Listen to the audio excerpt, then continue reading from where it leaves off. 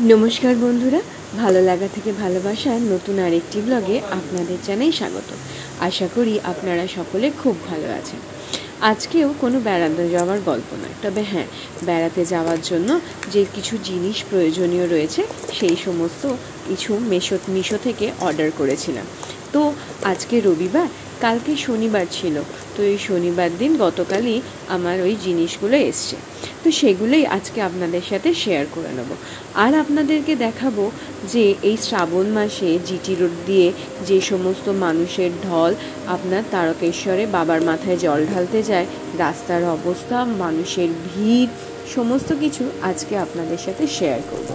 এটা একটা প্লাস্টিকের আপনার ব্রাশ দেওয়া অয়েল ব্রাশ, যে মানে রুটি পরোটা তাতে বা কোনো কিছু ভাজাভুজিতে ব্রাশ করার জন্য একেবারে এরম কন্টেনার একটা কিনেছি।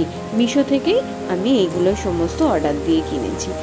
আর একটা হচ্ছে বহুদিনের আমার ইচ্ছে ছিল যে আপনারা তো দেখেইছিলেন যে আমি একটা ছোট সেই স্টোভ কিনেছিলাম, আপনার বিউটেন গ্যাস স্টোভটা, তো ওর সাথেই এই ক্যাম্পিংয়ের জন্য এই ইউটেন্সিলটা অর্ডার দিয়েছিলাম মিশোতে।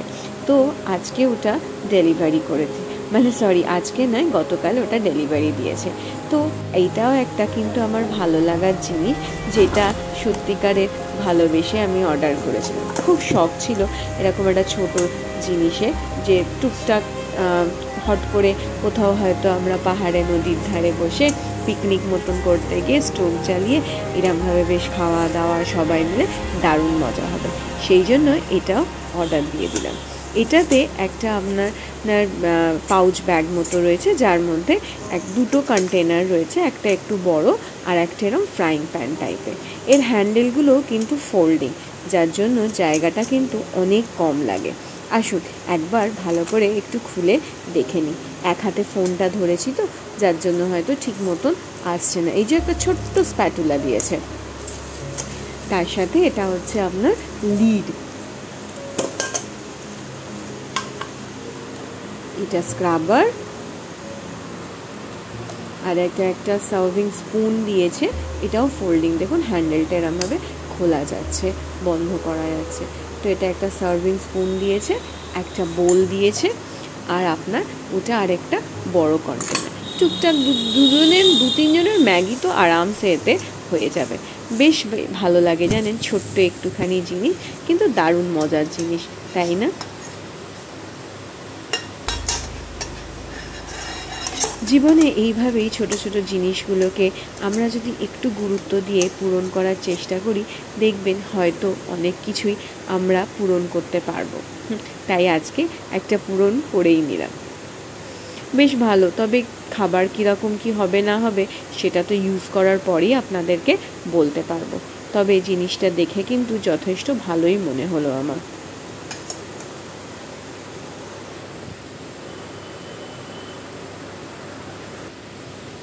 আর একটা জিনিস নতুন আমাদের গাড়িতে লাগানো হয়েছে, সেটা হচ্ছে গাড়ির যে ড্যাশবোর্ডে ওখানে টিভি লাগানো হয়েছে, যেখানে আপনার নেভিগেশনও দেখা যাবে। নাহলে গাড়ি চালাতে চালাতে মোবাইল স্ট্যান্ডে লাগিয়ে আপনার ওই জিপিএস অন করে দেখা খুব মুশকিল হয়ে যেত। আর গাড়িতে বসে সবাই যে যার প্রিয় সিনেমা বলুন, সিরিয়াল বলুন, খেলা বলুন, সব কিছুই দেখতে দেখতে যেতে পারবে। তাই এটাও আজকেই কিন্তু এসছে, মানে আজকে নয় কিন্তু, মানে গতকাল শনিবার দিনই এইটাও কিন্তু এসে লোকটি ডেলিভারি দিয়ে গেছেন। তো সেইটারই এখন ইনস্টলেশন চলছে। সিনেমা টিনেমা তো ভালোই দেখা যাচ্ছে, তবে একটুখানি ম্যাপটা নিয়ে প্রবলেম হচ্ছে। তো সেই জন্য উনি আমার বলেছেন যে রোববার দিনকে এসে সবটা ঠিক করে দিয়ে যাবে। এটাও কিন্তু আজকে একটা নতুন জিনিস আমাদের গাড়িতে লাগানো হলো। সমস্ত কিছুই আপনাদের সাথে ভাগ করে নিতে পেরে আমি নিজেকে ধন্য মনে করছি। আমার ভিডিওটা যদি আপনাদের ভালো লেগে থাকে তাহলে লাইক কমেন্ট করে একটুখানি শেয়ার করে আর সাবস্ক্রাইব করে দেবেন প্লিজ, যদি আপনারা নতুন হন। আর একটা কমেন্ট বাটনের পাশেই দেখবেন হাইপ বলে 3টে ডট আছে, তো ওইখানে ক্লিক করলে হাইপ অপশান আছে, একটু পারলে হাইপ করে দেবেন। শনিবার দিনকে সন্ধ্যেবেলা একটু বেরিয়েছিলাম, বাঙুর পার্ক যাচ্ছিলাম। দেখুন চারিদিকটা জিটি রোডের এমনভাবে সাজিয়েছে ঠিক যেন মনে হচ্ছে দুর্গাপূজা এসে গেছে। চারিদিকে আলোয় আলো।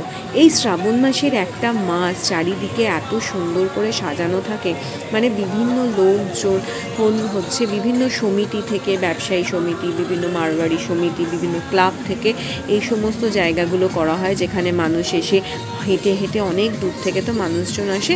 এই যে বাঁশের বেড়াগুলো লাগানো হয়েছে, এখানটা ওনারা নিজেদের কাঁধ থেকে বাঁকগুলো নামিয়ে রাখেন, তারপরে ওখানে বসেন। খাওয়া দাওয়া অনেক জায়গায় ব্যবস্থা থাকে, জল দেওয়া হয়, বিস্কিট দেওয়া হয়, মিষ্টি দেওয়া হয়। তো এই সমস্ত কিছু ব্যবস্থা কিন্তু সমস্ত ক্লাবের তরফ থেকে তারপরে বিভিন্ন সমিতির তরফ থেকে কিন্তু করা হয়। এই যে জায়গাটা দেখছেন, জানেন আমি এখানে কোনো জাতীয়তাবাদ নয়, এই জায়গাটা কিন্তু পুরোপুরি মুসলিম এরিয়া, কিন্তু তাতেও দেখুন কত সুন্দরভাবে ওনারা কিন্তু ব্যবস্থা করেছেন। এই সব কিছুই যদি আমরা সব সময় দেখতে পাই তাহলে কি ভালো হতো বলুন তো।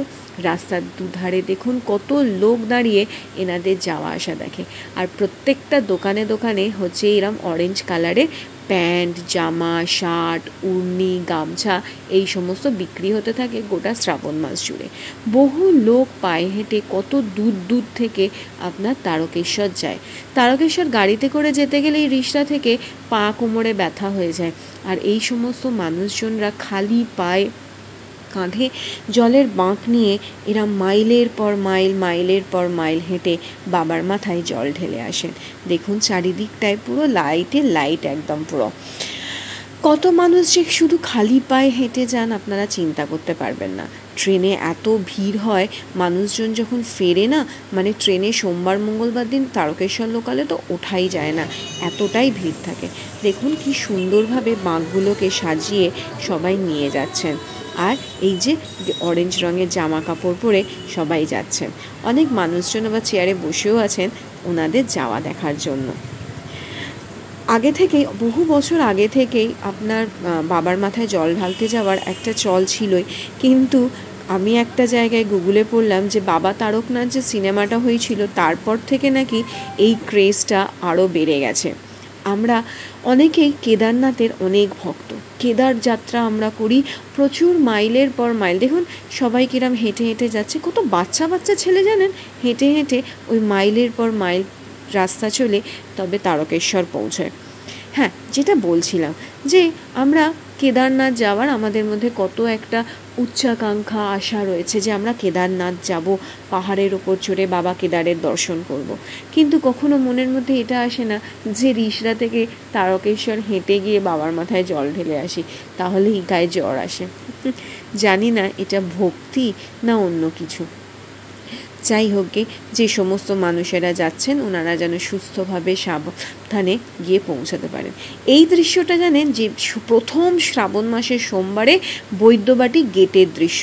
আমার এক বন্ধু বাড়ি একদম গেটের সামনে, তো ওই আমাকে এই ভিডিওটা পাঠিয়েছে, তাই আমিও আপনাদের সাথে এটা শেয়ার করে নিচ্ছি।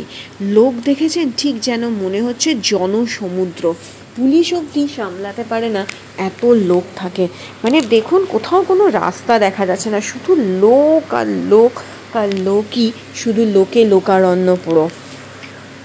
প্রথম সোমবার প্রচণ্ড ভিড়, শ্রাবণ মাসের পুরোটা জুড়েই খুবই ভিড় থাকে এই সময়টা, বিশেষ করে শেওড়াফুলি থেকে মানে মানুষজন যে জল নিয়ে আপনার তারকেশ্বরের উদ্দেশ্যে যাত্রা করে। মানে আমি এমনও শুনেছি, দেখেছি যে মানে ওনারা যে অত রাস্তা জল ভরে নিজেদের মাটির হাঁড়িতে করে বা এতে করে পাত্রে করে যে জল নিয়ে যান, বাবার মাথায় ঢালার আগেই সেটা ভেঙে যায়। কি কষ্ট হয় বলুন তো। আর এই গোটা শ্রাবণ মাস জুড়ে বাবার মাথায় ডাইরেক্ট কিন্তু জল ঢালা যায় না, ওখানে একটা চোঙা মতো আছে, ওর মধ্যে দিয়ে নাকি জল ঢেলে দেওয়া হয়। এই আবার কি বলুন, এত লোক যে এত দূর থেকে যাচ্ছে, তারা তো বাবার দর্শন করতেই যাচ্ছে। সকালবেলায় বৈদ্যবাটির রেলগেটের সামনের অবস্থা দেখুন, শনিবার দিন রোববার দিন ভীষণ মানে খারাপ অবস্থা হয়, জিটি রোডের ওপর দিয়ে যাওয়া মুশকিল হয়ে যায়, ইভেন বাস ফাসও বন্ধ করে দেয়। অনেক মানুষজন রাস্তার ওপরই শুয়ে বসে পড়েন, এত রাস্তা হেঁটে সত্যি তারা আর পারে না। পরের দিন আমি এমন অনেককে দেখেছি যারা আর হাঁটতে পারে না, ট্রেনের মাটিতে লোকজন বসে যায়, তারকেশ্বর লোকালে উঠে দাঁড়ানোর অবধি জায়গা থাকে না। এটা রোববার দিনের সকালের দৃশ্য বাটিং গেটের সামনে দেখুন কত লোক কাতারে কাতারে হেঁটে হেঁটে যাচ্ছে। শেওড়াফুলি স্টেশন, মানুষজন দেখুন ভিড়ে ভিড়াক্কাল। এখানে অ্যানাউন্সমেন্ট হচ্ছে যে 3 নম্বর স্টেশনে থ্রু ট্রেন যাচ্ছে। প্রশাসনকেও অনেক বেশি তৎপর থাকতে হয় যাতে এত মানুষকে যেন সাবধানে পৌঁছে দেওয়া যায়। যাকে ভিডিওটা তাহলে আজকে এখানেই শেষ করছি। ভালো লাগলে লাইক শেয়ার করতে কিন্তু ভুলবেন না। আসি, সাবধানে থাকবেন। নমস্কার।